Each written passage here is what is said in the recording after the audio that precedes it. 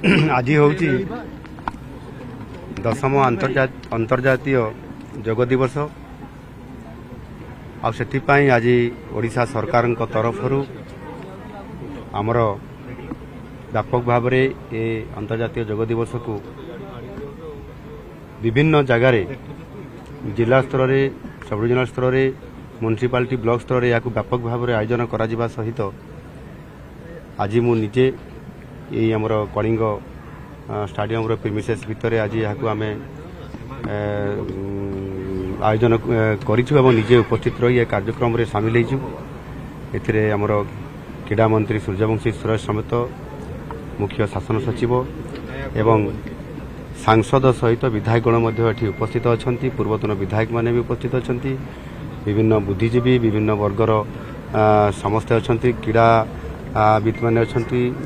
क्रीड़ा छात्र छात्री मैंने उपस्थित अच्छा समस्त को मुझे धन्यवाद देवी जे से आंतरिकतार सहित और अति सुंदर भाव में ये योग दिवस रे उपस्थित रही योगाभ्यास करिसेंती एवं गोटे भल वार्ता देइसेंती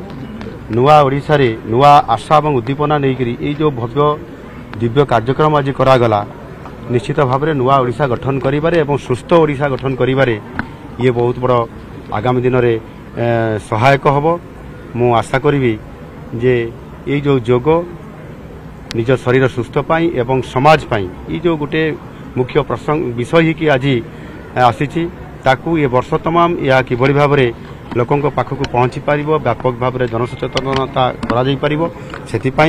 आम सरकार सचेतन रहा सहित निश्चित भाव में ये कार्यक्रम को तल स्तर को पहुँचे यह अत्यंत खुशी और आनंदर विषय।